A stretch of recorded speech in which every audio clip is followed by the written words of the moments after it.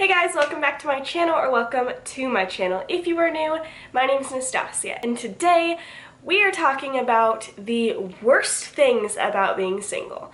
Now, to start this off, I am single. Second of all, I am not making this video for pity, and I'm not making it for what was me. I'm not making it for like, well, I have such a hard life, like none of that. I'm actually doing it for the opposite. I'm trying to relate to you guys, and actually the next video I'm going to put up is going to be the best things about being single. The reason I'm doing this is honestly just so that we can be there for one another, because I think sometimes, maybe, I don't know if this is right, but maybe seeing me on here, on YouTube, you might think I have my life together. I do not. I do not at all. Like, literally at all.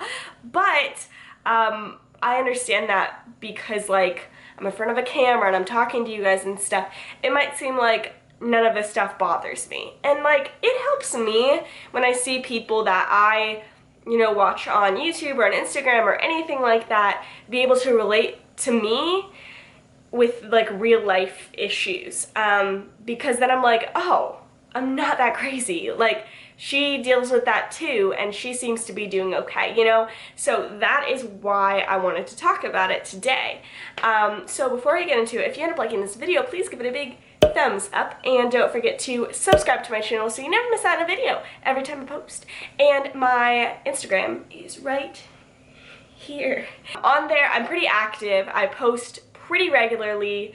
I am on my story like all the time, doing shout outs to feeds I love, doing daily devotionals, my thoughts, all those kind of things. If you ever want to see like my outfits and stuff like that, I usually put all like my fashion and beauty stuff over there. So that's where you can find me. So let's get into this. I am doing this completely like off the top of my head just because I feel like I'm single, I'm qualified to talk about this, I've been single before, and I understand, the hard things about it, so we're gonna get right into it. Number one, what is really hard about being single for me personally is seeing other people in incredible relationships. Now, the thing with this is, it's like a double-edged sword. Because you see them in great relationships and you're like, that makes me so happy. That means there are good people out there, there are good men out there, all that stuff. But at the same time, it's like, but they have them and I don't. Like, what's that about?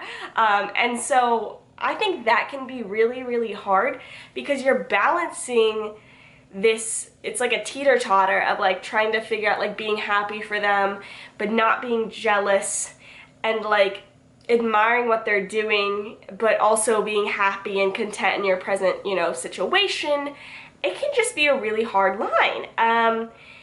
That's really hard sometimes because you want to be there for all your friends, and especially me, I came from a Christian college, and I'm telling you, the entire bubble of that college is, if you're not married while you're in college or right after you graduate, there's almost like this stigma that there's something wrong with you. Like, nobody says it. Nobody would ever say it. But it's kind of like, oh, why are they single? Like, did they not meet somebody? Did they just get broken up with? Like, it is, like, unprecedented in that area that you could graduate and not have a boyfriend. Going next into the next thing I think is hard about being single is sometimes you just maybe don't want to date right now, and people wonder why, and it's almost like you have to find a reason when you shouldn't have to find a reason. That's like being in a relationship and somebody being like, well, why are you in a relationship? Usually that doesn't happen because it's like, because I want to, and it's like, well, why aren't you in a relationship? Maybe it's because I don't want to be.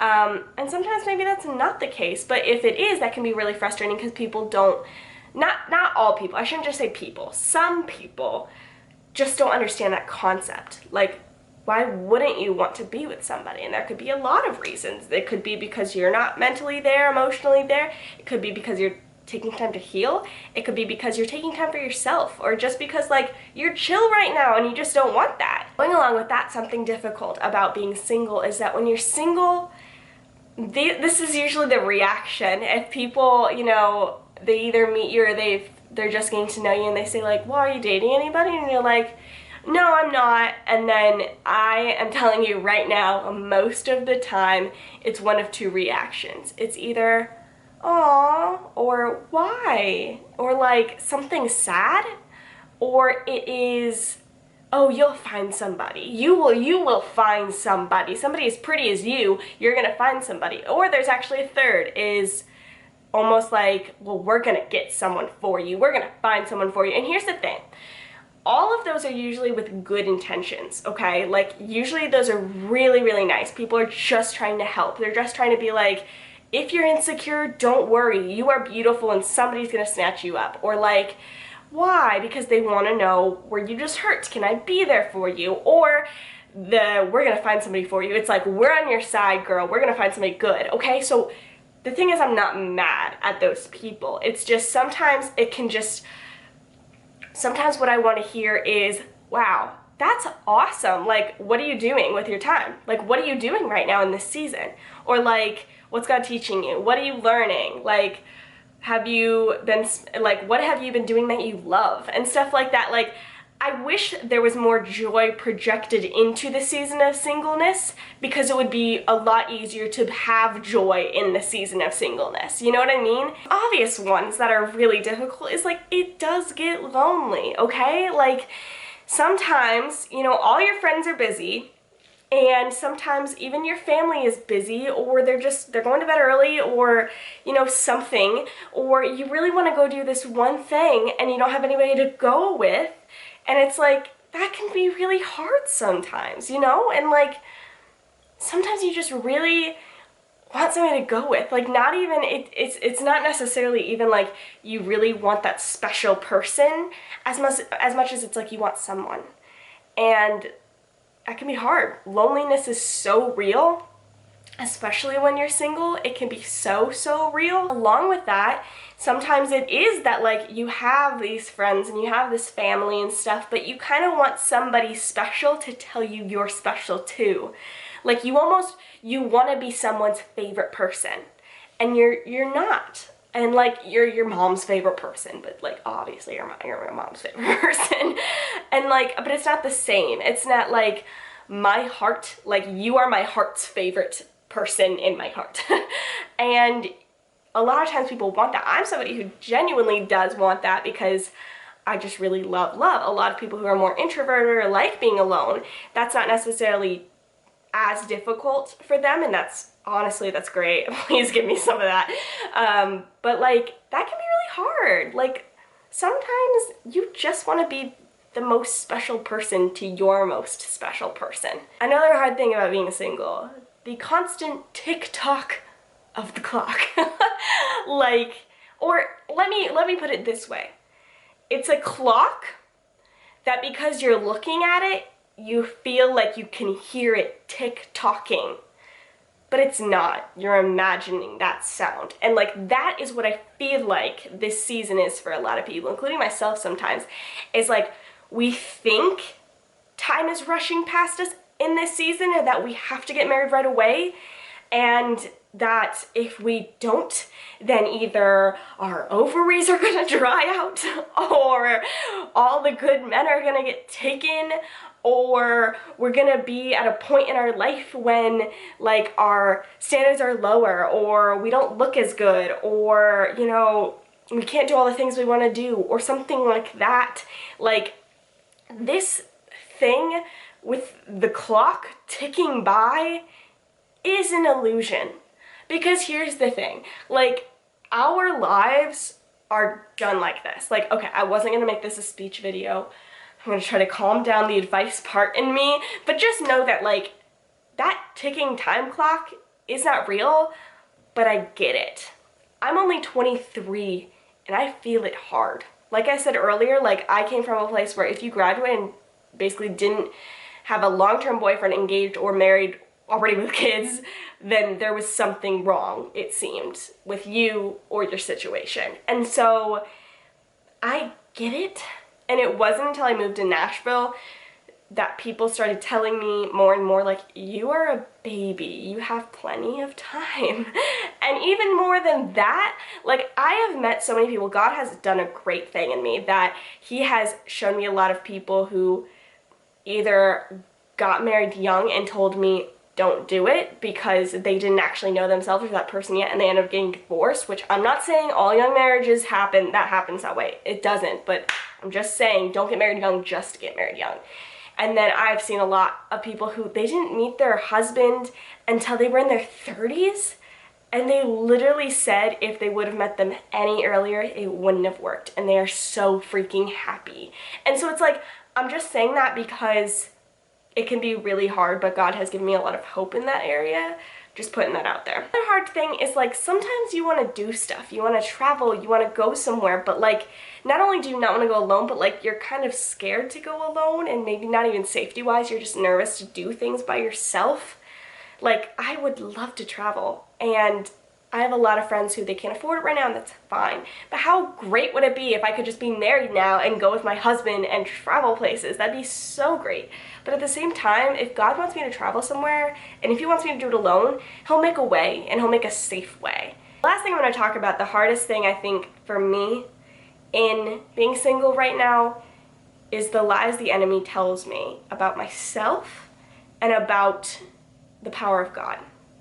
You know, Satan tries to tell me that I'm single because no one notices me the same way I think they should, or that nobody ever will notice me that way, and that, you know, X, Y, and Z is wrong with me, and X, Y, and Z is so much better than your friend, and that's why she's in a good relationship, or, you know, stuff like that, where he will tell me, you know, if God hasn't brought you somebody by now, like, do you really think he has someone for you? Like, maybe you should go find someone on your own. Maybe it is God's will for you to dig him up yourself, dig your husband up yourself, and go pursue the man first. Don't wait for the man to pursue you. The man you have in your head, the godly man that you seem to think exists, doesn't actually exist. All of these lies that are supposed to diminish my confidence in myself and diminish my confidence in God. And that ain't gonna fly. And so that, out of everything, is the hardest thing for me about being single, because it doesn't just deal with a guy.